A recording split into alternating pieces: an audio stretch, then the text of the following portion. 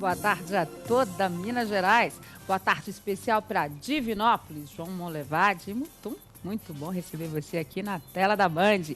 Libertadores ou Campeonato Mineiro? Poupar ou não poupar? A questão voltou à tona no Cruzeiro. Atlético apresenta Guilherme, o novo lateral esquerdo do time. América pronto para defender a liderança no estadual, pela primeira vez. Mineiros vencem na Superliga Masculina de Vôlei.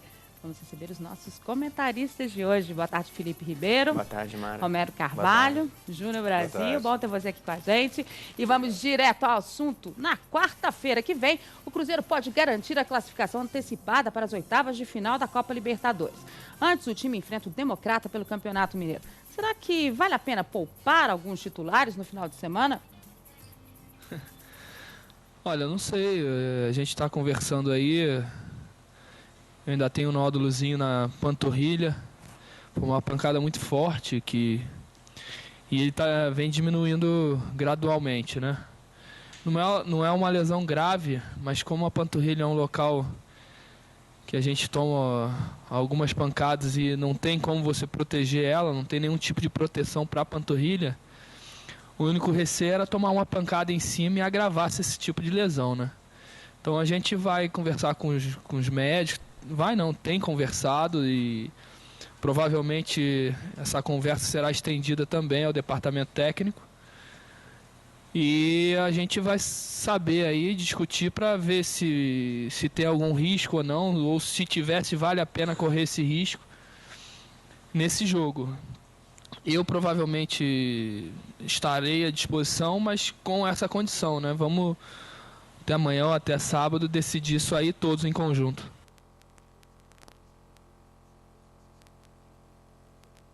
Eu acho que as nossas maiores pretensões hoje são a Libertadores, classificar o mais rápido possível, não deixando o Mineiro de lado, mas sabendo que a gente pode classificar entre os 4, né? Não é uma obrigação a gente chegar em primeiro. É lógico que a gente vai ter alguma vantagem se chegar em primeiro, mas isso não é o que a gente almeja neste momento. A partir do momento que a gente tem essa classificação assegurada na Libertadores, aí a gente pode correr atrás com mais força dentro do Campeonato Mineiro.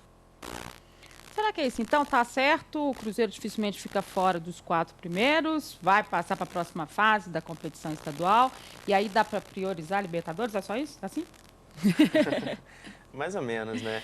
A situação na Libertadores está bem encaminhada, no Mineiro também. Eu acredito que, por exemplo, num caso desse, como o do Roger, que falou que ainda não está 100%, que pode estar sentindo um pouquinho ainda aí a panturrilha esquerda, né? Nesse caso é bom poupar. Para que vai arrebentar o jogador agora nesse jogo? Também, não tem né? Montijo, não tem Dúvida. Gilberto. Não tem o Gilberto. Né? 3 meses consideráveis aí do elenco do Cruzeiro. Então, nesse caso do Roger, por exemplo, em caso de lesão, eu acho que é bom dar uma segurada. Romero, quando a gente diz assim, e eu não sou favorável mesmo a poupar jogadores, eu acho que é essa questão do ritmo, enfim, eu acho que as opções táticas elas têm que ser utilizadas, mas nesse caso específico, quando você tem 3 jogadores na mesma posição, com dificuldades, e você tem o Dudu, por exemplo, querendo uma chance, será que não é a hora desse menino? É a hora. Acho que é a hora do Campeonato Mineiro. No momento que o Cruzeiro está na tabela, é para testar jogadores, o Cuca ver melhor o elenco, colocar uma galera ali para rodar, porque precisa desse ritmo também, como você falou, essa importância do ritmo. O brasileiro não lida tão bem com essa questão de ausência de presença no time titular. A gente viu até recentemente na Inglaterra, né, não sei se era o Alex Ferguson ou o Arsène Wenger, não sei se foi o Arsenal ou o Manchester United, me foge a memória agora, mas que depois de anos e anos e anos repetiu o time pela primeira vez em 2 jogos seguidos. Não fazia isso há anos. Mas no Brasil isso não funciona tão bem e também não temos elencos tão vastos assim que permitem a gente disputar várias posições. Técnica toda. Essa qualidade toda para poder ficar revezando tanto taticamente. O Cruzeiro já conseguiu um padrão legal dentro de campo, consegue variações táticas dentro da mesma partida. É o caso agora de testar novas opções e o Campeonato Mineiro pode servir para esse laboratório. A Libertadores é mais importante, também está bem encaminhado, só que ali não permite vacilo. O Campeonato Mineiro ainda permite, já que o Cruzeiro está bem posicionado. Júnior Brasil, você gosta dessa pergunta? Priorizar ou não? Olha, e eu sou favorável que uma equipe possa priorizar e colocar, às vezes, jogadores que não estão atuando com tanta frequência. Eu gosto disso, desse rodízio, de preservar em função do que vai acontecendo, até porque você vai jogar em alguns campos campos que tem buraco, não tem uma condição muito legal. E aí o que acontece numa situação dessa? Você, às vezes, por conta de, tem que colocar o time titular, o cara manter o ritmo, machuca, perde o jogador por uma sequência importante de um jogo. Como falou o Romero, a Libertadores no momento é mais importante. E aquilo que você disse também, a hora é do Dudu. Tem que colocar o Dudu para jogar. Você vai colocar o Roger para ele correr o risco de ter um estiramento, uma coisa mais séria, já que ele não está 100%. Põe o Dudu, dá uma sequência, o menino precisa, tem bola, tem potencial, tem que jogar, a chance dele. Agora, eu estou brincando essa semana que a gente tem o noticiário A Hora da Lateral, né? No Atlético e no Cruzeiro, né? Diego Renan é banco ou é titular nesse jogo? Olha, o Diego Renan, seguindo essa mesma linha, seria um momento de você dar uma sequência para ele, até porque eu acredito que não vai ter tanto problema de jogadores com tanta qualidade no setor dele. É um momento também que ele não fique muito tempo sem jogar. Agora, está sendo um problema. O Rômulo, quando chegou, fez 2 boas partidas, depois disso não se encontrou, teve chance, não consegue ser a solução, um problema crônico, só que para o Cruzeiro, quando ele vai improvisar esses zagueiros, esses volantes no setor esquerdo, até consegue bem. E na direita está sendo algo caótico. Você tem que ter alguém. O Pablo fica muito preso, faz uma composição de defesa, mas com o Rômulo, você, lembrando a ausência do Jonathan, nem de longe tem aquela válvula de escape mais. Você sabe que essa semana eu perguntei tanto para o Rafael Cruz quanto para o Mancini, não cheguei a perguntar para os laterais do Cruzeiro, mas quando eles ficam de fora, né, eles têm esse tempo para observar o que o treinador quer, o que o treinador conversa com ele, o que tem que se fazer para realmente chegar nessa condição de ser um lateral efetivo e o treinador não ter que improvisar ou pensar outros nomes. Quando você observa o futebol do Cruzeiro, por exemplo, o que você entende como um lateral definitivo para o Cruzeiro? Edmar, o lateral é aquele jogador que ele sabe conciliar o momento de subir ao ataque com aquela de se resguardar também na defesa, né? A gente até conversava essa semana com os laterais, mesmo, como você bem disse, e eles têm aí essa questão de saber dosar um pouquinho. O Guilherme, até ontem na apresentação do Atlético, ele falou isso, que ele era muito ofensivo antigamente, agora, depois da Europa, ele passou a ter uma consciência melhor de que o lateral também precisa se defender. O lateral é uma posição que tem que ser completa, não tem jeito. O cara tem que saber apoiar e tem que saber defender. O Rômulo, no caso, ele até deu uma entrevista falando que depois desse jogo contra o Tupi, deixou uma pulga atrás da orelha do Cuca. Foi verdade, né? Eu não vi essa parte da pulga atrás da orelha. Eu não vi nem a pulga que dirá a orelha. Jogo, então. E aliado a isso que o Felipe falou, o fundamental do lateral é o passe e o cruzamento. O cara chega ali de fundo, o Rômulo é um cavalo, né? O cara que tem uma velocidade, é o maior velocista do Cruzeiro. Chega, dá um branco, parece que abaixa a cabeça, fecha o olho e cruza para ninguém. Cara, corre 100 metros, não adianta, se o lateral não conseguir cruzar para servir o cara que está na área ou aquele jogador que está esperando receber a bola, ele não cumpre função nenhuma. Eles estão perdidos, porque o Cuca e o Dorival adoram laterais que atacam o tempo todo e conseguem fechar numa linha de pulmão atrás. Ou seja, se você só corre, Sheila Podi, a gente já viu que não dá muito certo. Ou seja, o jogador precisa ser completo. E o Brasil não tem formado bons laterais. Ele tem uma tradição. O futebol brasileiro inaugurou uma nova maneira de se jogar nessa posição na lateral já nos anos 70. E aí ele fez uma tradição, uma escola de laterais que passou aí por vários grandes nomes, servindo aí o mundo inteiro. Porém, ultimamente a gente tem visto, o brasileiro, quando forma um bom lateral, põe ele no meio de campo, porque não tem formado bons meias. Então, um está cobrindo a lacuna do outro. A situação hoje é que nós não temos nem bons meias, armadores, aquele jogador que sabe cadenciar o jogo, sabe chegar com velocidade ao ataque, compor, e nem bons laterais. E meias também jogando nas laterais. Tem... Everton é exemplo, volante. E aí você puxa o volante que tem talento para lateral. Tamo a pé, né? Tá difícil Ou então, fazer Rafael essa composição. Cruz, que disse pra gente que quando aperta muito lá na arena do Jacaré, o pessoal pressiona muito, ele corre pro meio, né? Quer dizer, involuntariamente ele corre pro meio. Bom, tem cara nova no Atlético. O clube apresentou ontem o lateral esquerdo, Guilherme. Ainda não sabe quem é? Então confira. Às vezes as pessoas utilizam a Espanha por fazer um verdadeiro pé de meia, né? Mas poucas pessoas sabem dos problemas e de muitas coisas, de vocês sozinho, muito novo, sem companhia de pessoas que estão para lhe ajudar e tudo isso. Então, é bastante complicado. Então, foi uma atitude minha, né? E o pessoal do Atlético também abriu as portas, porque, em primeiro lugar, eles olharam o clube, olharam tudo isso e creio que foi uma situação que eles também conversaram bastante comigo. E eu creio que aprendi muita coisa, passei por muita coisa lá, aprendi muito na forma tática mesmo, que aqui no Brasil atacava muito e tal, tudo isso na época do Vasco, e aprendi um pouco estar mais defensivo, então aprendi muitas coisas.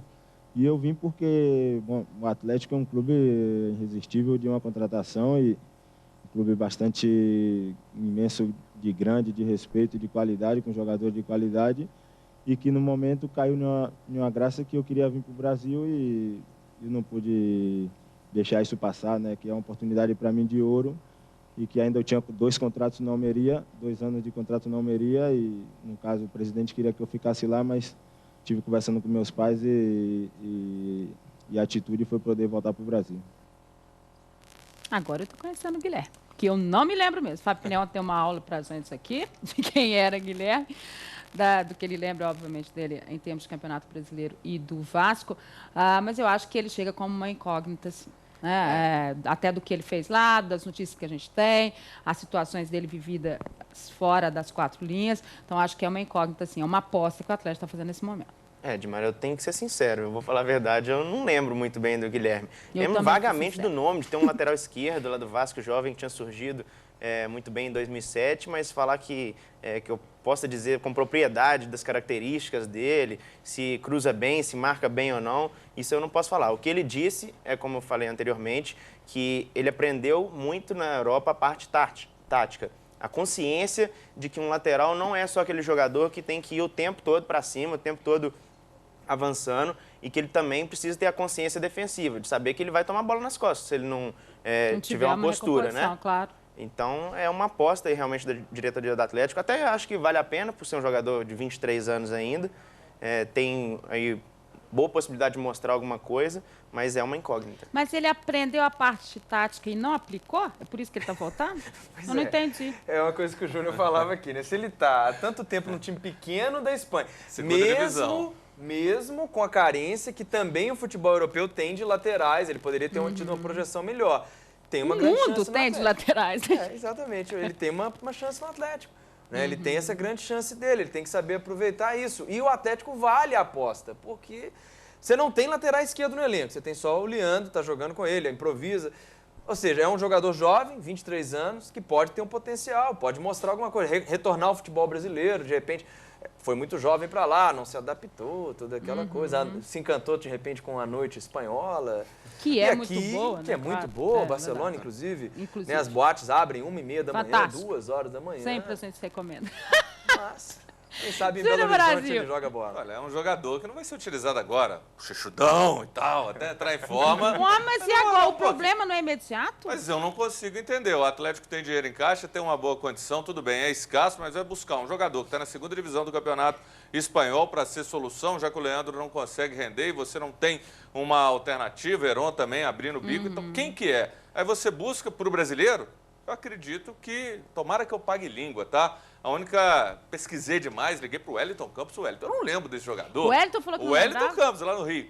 Sei que ele chuta bem, bate bem na bola, mas assim, vou esperar o quê de um cara que estava, última partida em dezembro, 2ª divisão do Campeonato Espanhol, e ninguém quis contratá-lo para a primeira, sendo que ele já jogou primeiro e depois ele foi contratado para o Valladolid. E até o seguinte, né, parece que o Atlético abriu mão de 10% que ele ainda tinha no goleiro Diego. Aí eu não sei se foi uma boa. Porque que eu entendo, o Diego está subindo de produção ou não. O Diego ele está praticamente negociado aí com o Valência, né, da Espanha. Mas eu não entendi isso, não. Um valor aí que seria em torno de 3 milhões, mais ou menos, de euros. Já está vendido, 3 milhões. Ele se apresenta em julho, parece. E aí o Atlético resolveu fazer essa troca de investir num jogador que ainda pode ser vendido mais para frente, né? No caso do Guilherme. Eu até conversei com alguns amigos jornalistas lá do Rio, todos falaram que ele surgiu muito bem, mas que um grave defeito dele era ser marrento demais. Então, com 19 anos, ele já se achava muito dentro de campo e não tinha toda a bola que ele achava que tinha. Vamos ver se ele aprendeu a ter uma postura diferente. Ele pode ter se encontrado agora. Ele se achava, quem sabe agora ele se encontrou e melhora a jogar a 2ª divisão da Espanha, eu vou te falar, viu? O nível é inferior, talvez, à nossa 2ª divisão. Que isso? Sim, eu acho, Mário. A gente, aliás, vê times, a gente vê jogos da 2ª divisão brasileira que tem um nível técnico melhor do que alguns jogos de 1ª divisão do Campeonato Espanhol quando você tem os times pequenos. São jogos horrorosos. Eu não imagino a 2ª divisão da Espanha. Deve ser pior ainda. O Tomara Pinhão que tá o falando aqui que é Dorival melhor que o seja Campeonato Mineiro. esse paizão para Pode ser. amainar esse espírito desse rapaz, essa rebeldia, seja o que for, essa marra toda. Mas eu esperava uma contratação mais qualificada. Aposta é importante, sim, para você ter um Investir é retorno, importante, vender. claro. Isso é fundamental. Mas o Atlético, no momento, não precisa de aposta. Ele precisa de solução. De realidade. De realidade. Né? Então vamos lá, vamos conferir. A gente está indo aí nesse final de semana para a 6ª rodada do Campeonato Mineiro. São 11 rodadas nessa primeira fase, ou seja, a história está se afunilando, definindo aí os 4. Então vamos conferir jogos e classificação dessa 6ª rodada. A gente tem aí então a América na liderança com 13 pontos, o Cruzeiro com um jogo a mais, né? O jogo que ele realizou com o Tupi, jogo antecipado da 10ª rodada é o segundo, com 13 pontos também. O Atlético vem aí na 3ª posição com 12. O Tupi tem 9, o Vila Nova tem 8 e o Guarani tem 7. A gente vai virar a página para continuar acompanhando aí a classificação do Mineiro. O América de Teófilo Otoni 6, o Uberaba 5, a Caldense 4 e o Democrata 3. Na zona de rebaixamento, o Funorte com 2 e o Ipatinga também com 2. Ipatinga que vai enfrentar o Atlético nessa rodada. A 6ª rodada, então, marca para o sábado Guarani e América. América de Teófilo Otoni e Funorte. No domingo, Ipatinga e Atlético, Cruzeiro e Democrata, Tupi, Caldense, Uberaba e Vila Nova são os confrontos aí dessa 6ª rodada. A gente fica falando assim, olha, né, ainda tem tempo, tem mais não, né? Não. Tem que haver, vai definindo aí a situação. O Democrata e a Caldense, por exemplo, que já jogaram 6 partidas, estão nessa situação, estão muito perigosa. O rebaixamento para eles é um risco seríssimo, sobretudo para o Democrata, porque a Caldense já enfrentou a América e Cruzeiro, o Democrata não. E jogou a maioria das partidas em casa, ou seja, ele está realmente numa situação... Daqui a pouco a gente vai falar mais dessa rodada, até para apresentar a arbitragem, porque a gente tem que ficar de olho sempre na arbitragem. Agora nós vamos conferir o recado da Vilma Alimentos. De volta com o seu Minas Esporte, falando de Copa Libertadores da América. O capitão Fábio quer a classificação antecipada para as 8ª de final do torneio. Super importante, o mais rápido possível que a gente tiver a possibilidade de estar classificado, dar uma tranquilidade para que a gente possa trabalhar com mais tranquilidade.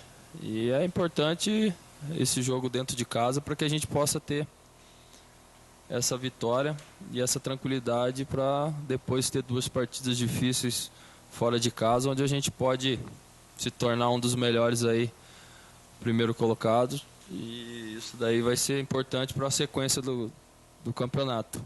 Acho que o Cuca vai fazer o que ele acha melhor para aquele momento, tanto dentro do Mineiro como dentro da Libertadores. Alguns jogadores que vêm jogando direto. Ontem a gente viu que se desgastaram bastante, sentiram no final da partida o desgaste. Então o Cuca vai ver quem está sendo bastante citado dentro das partidas para que possa estar com tudo aí dentro dos outros jogos. A gente estava aqui numa discussão dessa questão da Libertadores e eu estava dizendo o seguinte, Júnior Brasil, o Romero falando dessa questão dos grupos da morte inicialmente, que acabaram muitos não se apresentando, né, acabaram ficando na teoria, o próprio grupo do Cruzeiro, mesmo que o Estudiantes seja sempre essa pedrinha, mas eu acho o seguinte, o grupo da morte acabou se transformando nessa história muito mais pelo futebol que eles não apresentaram do que o que a gente imaginava que eles pudessem fazer efetivamente. Né? Grupo da morte para alguns é porque, no caso, o Corinthians morreu na Libertadores. Né? Entrou e já morreu. Mas ficou muito desigual, muito injusto. Alguns grupos são muito pesados, muito fortes, e outros grupos mais tranquilos. Aquilo que a gente falava aqui, tem que haver um critério. Dessa vez faltou bom senso sul-americana, porque ficou muito desigual. O Fluminense está num CTI na Libertadores, né? E o grupo dele é um grupo forte. A gente tem que respeitar o Argentino, a América, equipes tradicionais aí nos últimos anos. Então é complicado, sim. Houve uma falta de critério. A Europa ela tem aquele sistema de potes, né? O pote 1 com os times de um nível né? de campanha, o outro. Enfim, a Sul-Americana tem que pensar nisso, sim. Esse ano você tem grupos com times bolivianos, peruanos, ou seja, aquele grupo baba, como o grupo do Grêmio, por exemplo, que não traz nenhuma dificuldade ao Grêmio, e o grupo do Fluminense com a América do México, Nacional do Uruguai, Argentino Júnior, o Peñarol, o LDU, o Independiente e o Godoy Cruz da Argentina. E várias decepções. Ou seja, o Independiente é uma delas, né? Perdeu para o Godoy Cruz em casa ontem 3-1, está na lanterna do grupo, Peñarol ganhou da LDU, mas está um grupo totalmente embolado. Todo mundo ainda tem chance de classificação, o grupo do Vélez também é um grupo muito complicado, o grupo do Cruzeiro tinha Poderia ser complicado, mas o Cruzeiro está fazendo esse grupo ficar um pouco mais simples para ele, porém para Estudiantes e Tolima segue ali ainda muito confuso. O Guarani com a derrota para o Estudiantes fica muito complicado, perdeu em casa, mas ainda é um grupo que pode ter um pouco de complicação. Se o Cruzeiro não fizer, por exemplo, o resultado em casa contra o Tolima, que o Fábio ele pode falando, se complicar. né? Alguma surpresa você está vendo nessa Libertadores, nesse início aí? Alguma coisa que te chame a atenção? Algum time que você fala assim, olha, esse é... Não. Eu não vi ninguém, Não, vou ser eu sincero. também ainda não vi, não. Eu tenho surpresas negativas, né? O Santos e o Fluminense. O Fluminense, atual campeão brasileiro, mas o Júnior Brasil destacou muito bem. Além do Fluminense não estar jogando a bola que se esperava, pelos jogadores que tem, o grupo dele também é bem difícil, é barra pesada mesmo. Agora, o importante é destacar que o Cruzeiro está aí há poucos passos aí, né, de garantir logo a classificação. Nós até conversávamos aqui antes que 10 pontos é um número que historicamente garante o time na segunda fase. Então tem que vencer esse jogo que é muito importante. O detalhe é que o Cruzeiro fez a melhor partida de um time na Libertadores, a partida individual. Não foi o melhor jogo, mas a partida dele com os Estudiantes foi a melhor apresentação de um time nessa Libertadores. Você tem decepções, por exemplo, o Fluminense e o Grêmio não têm jogado bem nem nos estaduais. O Grêmio foi campeão do primeiro turno, não tem mas... está priorizando e melhorando o setor, porque para eles não está Exatamente. aparecendo dessa forma. Exatamente. Né? E quando o Fábio diz ali que é importante essa antecipação de classificação, ela é fundamental. Porque depois são 2 jogos fora de casa, sabe lá Deus o que vai acontecer. Mas o objetivo tem que ser o primeiro lugar geral. A vantagem de você acha depois, que é esse sim, o tem que objetivo? ser. Não tem como um time que chegou na situação do Cruzeiro, exatamente. por 7 pontos, tendo ainda jogo dentro de casa, não buscar o primeiro lugar geral, pela vantagem de depois você fazer as segundas partidas dentro de casa. Esse é o foco, o Cruzeiro tem que investir tudo nisso. Eu acho que só não pode vacilar mesmo nesse jogo agora contra o Tolima. Esse jogo é fundamental para o Cruzeiro. E quando a gente fala isso, obviamente, deixa eu andar para cá porque eu vou falar para vocês do Super Prêmio. Quando a gente fala isso, obviamente, a gente está falando porque é o jogo da próxima quarta-feira e aí que vem essa incógnita também do time para jogar o Mineiro, enfim, essas histórias todas que a gente está falando aí do Cruzeiro. E você já deve conhecer o Super Prêmio, a promoção que a Band está fazendo para você, só que você tem a chance de colocar o carro novinho em folha na sua garagem. São 7 Gol Zero e uma BMW X1 linda. É muito fácil entrar nessa, eu explico. Envie no seu celular a palavra carro para o número 7733. Assim que você enviar carro para 7733, você vai entrar automaticamente numa brincadeira de perguntas e respostas. E quem sabe ainda poderá participar de um programa da Band ao vivo. Olha que bacana. São 7 gols e uma BMW X1. Você vai ficar fora dessa? Quem sabe o carro novo que você tanto espera não está aqui no Super Prêmio. 7 gols e uma BMW. Envie carro para 7733 e participe. Falando então do Super Prêmio, e agora a gente vai voltar a falar do Atlético, e a gente vai conversar com o Maluf, porque, na verdade, está se procurando aí um substituto Tardelli, enfim. Mas será que tem algum nome? E não tem nada, nós não vamos falar em possíveis nomes, né? Cada um de vocês são conhecedores de futebol, e cada um tem um nome, e cada vez que a gente fala, dificulta, né? Então a gente não vai falar, mas com certeza vamos repor a saída do Tardelli. Eu acho que o sucesso da contratação é você não falar nada, né? A entrevista do Richarlison ontem já me ligaram de Porto Alegre, uns 10 agentes querendo intermediar, querendo fazer o negócio do Alexandre e se torna ruim, né? Eu acho que é o papel de vocês, mas eu queria que vocês entendessem todas as contratações que nós fizemos esse ano foi porque nós ficamos calados. Vamos repor, mas não vamos falar em nome, perfil, nada. Tá, então, Maluf... Agora veio, né? Tá, então, o Maluf falando dessa questão das contratações. Obviamente, eles não vão falar em nomes mesmo. Todo o mistério foi feito quando houve a reformulação que foi feita no início do ano. E essa que parece que vai acontecer novamente. Agora, Felipe, você acompanhou o treinamento hoje de manhã? Ricardo Bueno e Neto Berola mesmo. Parece que vai ser. Eu pergunto todo dia que é para ver se mudou. Não mudou, né? Não. A confiança. Ah, tá. Esperança. A Dimara nutre ali uma. A confiança está nessa dupla de ataque para esse primeiro jogo sem o Tardelli aí. O Neto até vem muito bem, né? Nesse ano tem 6 gols, é o artilheiro da equipe. Ele corre bem, né? Às vezes é meio individualista, né? Às vezes até é bondade da minha parte. Ele precisa ter um pouquinho mais de coletividade para poder se destacar mais. Mas vem numa temporada boa e a dupla essa mesmo. Agora, responde para mim, porque as informações sempre que a gente tem, obviamente também eu fiz treinamento do Atlético essa semana, é que o Ricardo Bueno treina muito bem. Ele treina muito bem? Não, Dimar, eu não vejo dessa maneira, não. O Ricardo Bueno, ele pode até vir a sei lá, surpreender, né? Nesse ano aí, a gente acompanhou vários jogadores que passaram uma temporada muito ruim. O Reinaldo mesmo, quando chegou ao Atlético, foi muito mal e depois foi artilheiro do Campeonato Brasileiro. Mas o Ricardo Bueno, até hoje, não vou querer fazer nenhuma previsão, porque depois posso queimar a língua, logicamente. Aliás, mas eu pego, momento... pessoal saber, a gente torce para acontecer claro, isso, para claro. que eles deem certo. Então. Mas o que a gente comenta é o que está acontecendo neste Exatamente. momento. O momento eu dele falo em cima não é. do momento. O momento Claro. do Ricardo Bueno não é bom. A gente vê que ele tem dificuldades até para fazer gol em treinamento. Então, é uma situação complicada, ainda mais com a responsabilidade de substituir o Tardelli, é complicado. Mas aí tem a parte de que ele tem uma confiança muito grande de todos ali no clube. Diretoria, comissão técnica, o Eduardo Maluf ontem mesmo falou na Cidade do Galo que ele foi o jogador nesse período que mais recebeu propostas de outros clubes, que o Corinthians quis, que o Palmeiras quis. O Luiz Felipe fala. Nós vimos o Filipão falando, elogiando muito ele. Então, vamos ver, né? Alguma coisa deve ter para todo mundo ficar procurando. Você achou, Romero? Não lembro. Olha, no Oeste, no Campeonato Paulista ano passado, ele fez 16 gols, foi artilheiro do campeonato.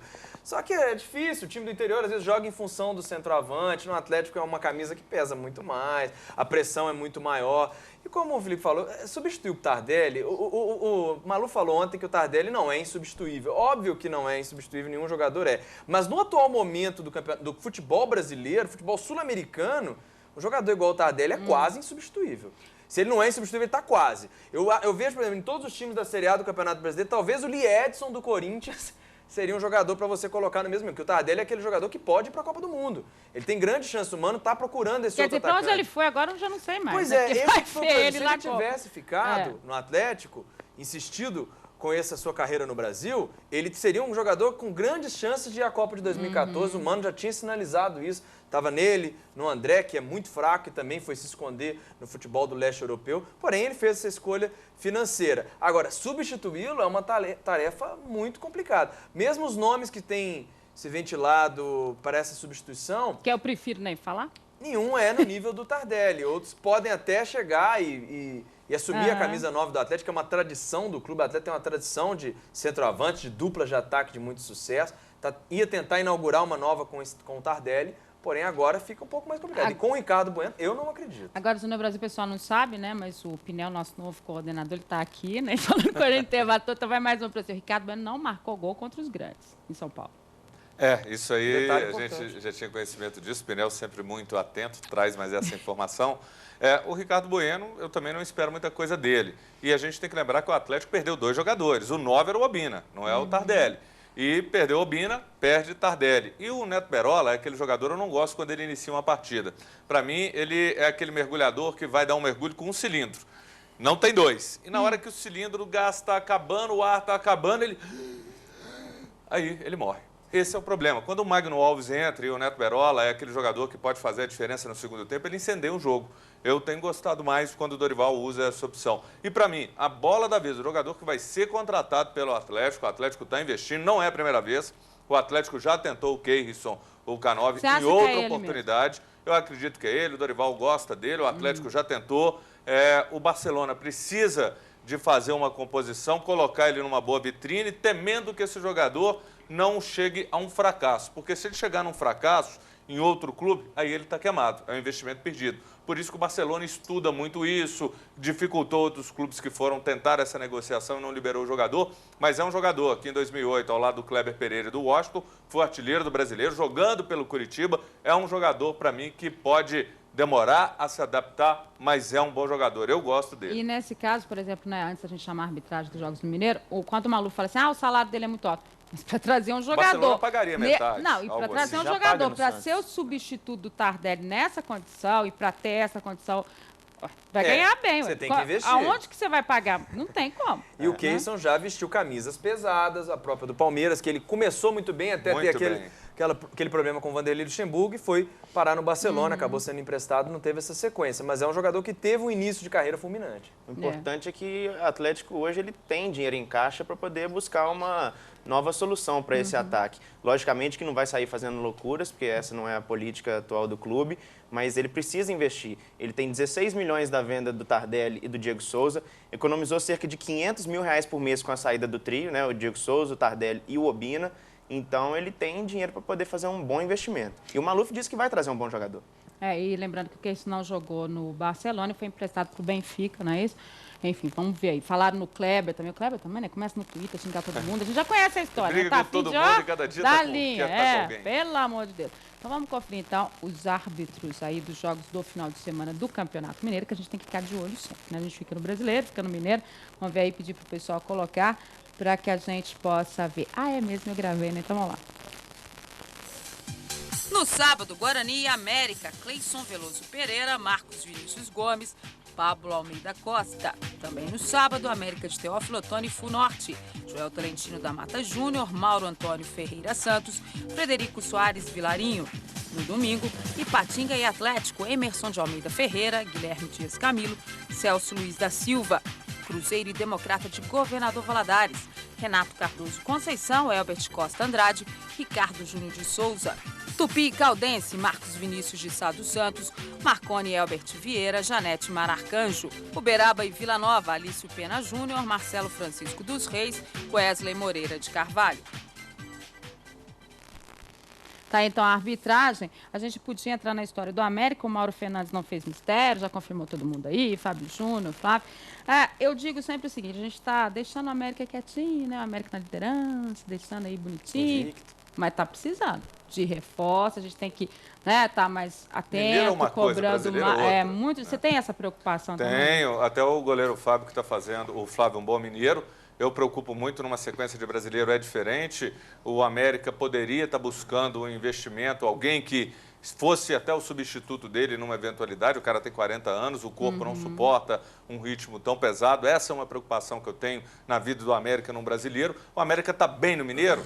Tá. Teve um jogo que foi o melhor momento contra o Atlético? Foi. E, de repente, precisa encontrar essa regularidade. Mas, para um brasileiro, é pouco.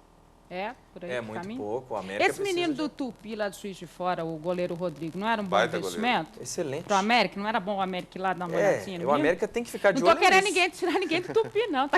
No final do Mineiro. No final do Mineiro. Sem cornetar demais. Não, mas o América ele precisa estar atento a isso. Atento ao mercado do interior de Minas, do interior de São Paulo, Rio de Janeiro, porque ele vai ter que trazer esses jogadores de investimento também, porque não adianta para o América mais nomes já muito rodados, muito experientes. O América já tem esses nomes no seu elenco, ele precisa de um elenco renovado, ele precisa de um elenco maior para poder disputar o Campeonato Brasileiro com um certo gás para se manter na primeira divisão. Porque senão ficar fazendo bate e volta o tempo todo não é muito bom para a saúde do clube que tem o centenário aí pela frente. Eu acho que o América precisa aí de uns 3 a 4 jogadores para chegar, vestir a camisa e falar que é titular.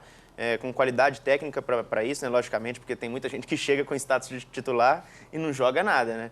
Então a América precisa de jogadores que cheguem para tomar conta da posição e acredito aí que esse jogo contra o Guarani ele é muito importante, porque uma vitória aí é capaz do América não perder mais essa liderança na primeira fase. Vamos ver o que acontece no final de semana com a América. Pedir para o pessoal colocar aqui, então, a Superliga Masculina de Vôlei, as 3 equipes mineiras na 12ª rodada do segundo turno. Vivo Minas 3 no Blumenau Olímpico, 3-7-1, 25-15, 27-29, 25-21 e 25-20.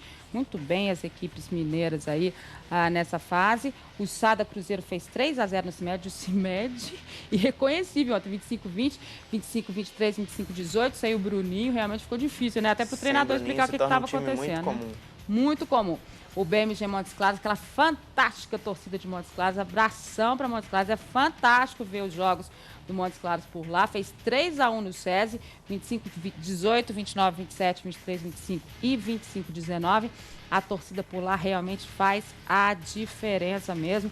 Parabéns aí para as equipes mineiras, muito bem. Na Liga, o SESI tem 49, o CIMED 48, o Cruzeiro 44, o Montes Claros 43 e o Minas 41 pontos na 5ª posição aí o Minas, então as equipes mineiras bem na classificação. Intervalo, já sequência do Minas Esporte, e aí tem o Louco por Futebol. Continue ligado, olho no Minas Esporte, olho na Band.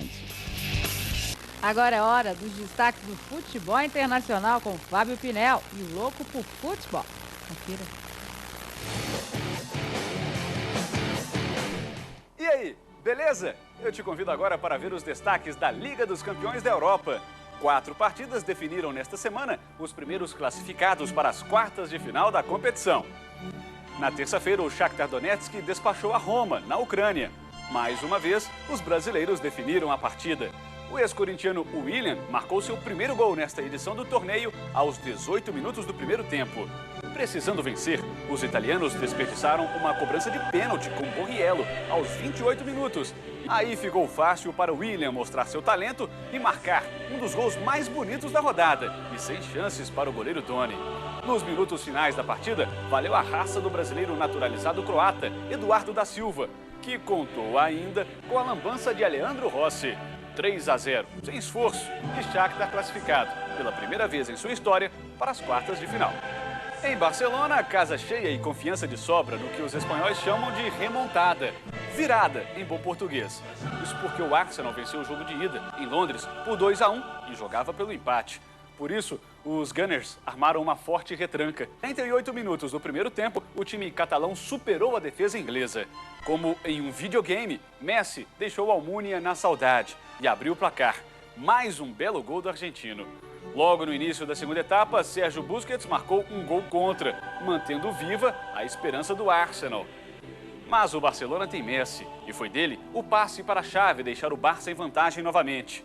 O holandês Van Persie, que era dúvida, mas acabou jogando, facilitou a vida dos catalães ao ser expulso 3 minutos depois, em um lance muito bobo.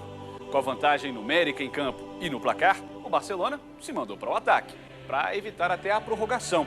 E graças ao pênalti sofrido por Pedro, Messi pôde marcar seu 8º gol na Liga dos Campeões. Ele é o artilheiro da competição. Em Londres, o Tottenham segurou o empate sem gols contra o Milan e, por ter vencido o jogo de ida por 1-0 em Milão, garantiu presença nas quartas de final. O goleiro brasileiro Gomes foi um dos destaques da partida. Quando não foi bem, contou com a ajuda do zagueiro Galás, que evitou o gol em cima da linha. E na Alemanha, o Valência saiu na frente, com esse gol meio sem querer de Ricardo Costa. Mas o peruano Farfán estava em uma noite inspirada e empatou em uma bela cobrança de falta. O recém-contratado meia suíço Gravanovic contou com uma sorte para garantir a virada dos alemães. E Farfán, mais uma vez, marcou um gol para o Schalke 04. Vitória tranquila e vaga assegurada. Na próxima semana, outras 4 partidas definem os classificados para as quartas de final da Liga dos Campeões da Europa. Na terça-feira, entram em campo Manchester United e Olympique de Marseille. O jogo de ida terminou empatado em 0-0. Tem ainda Bayern de Munique recebendo a atual campeã, a Internazionale, que perdeu o primeiro jogo por 1-0 em Milão.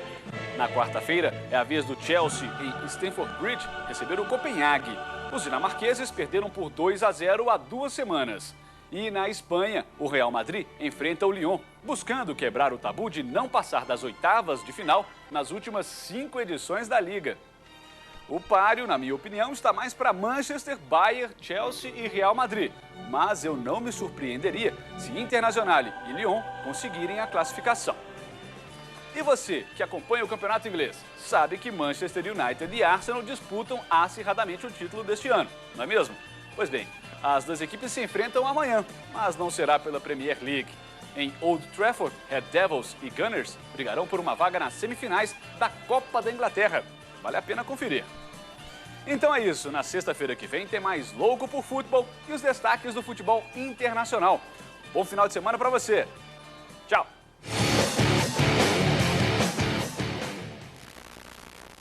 E para vocês, o que pode surpreender na Champions? Palpites? Lyon? O Lyon pode surpreender. Você acha? Aliás, ele tem Eu essa... torço pro Lyon surpreender sempre. O Real Madrid, né? Você torce sempre que surpreender. O Real Madrid é geralmente o que acontece, né? O Lyon tem esse estigma de vencer o Real Madrid, que contratou muito bem, tem o Mourinho, mas é o time que eu apostaria na zebra, que para mim é uma zebra hoje, o Lyon, com o time que tem, tirar o Real Madrid da Champions League, mas seria onde eu cravaria isso aí, viu? Eu não Acho muito difícil. Eu acho que não seja uma surpresa, mas a Inter de Milão tem chance ainda de classificar em cima do Bayern. Se deixar a Na instabilidade Na Alemanha. desse lado, né, que é o que a Os gente mais... alemães A estão- gente estava comentando o seguinte, está difícil acompanhar o futebol italiano, né, gente? Sem O campeonato italiano tá muito feio. inovação, Tá muito né? difícil. Sem, não tá... O alemão muito né? forte, o inglês também, né? O campeonato alemão é muito interessante, até ele é o que tem a maior média de público de todos os campeonatos das principais ligas da Europa. Eles têm uma política de baratear os custos dos ingressos.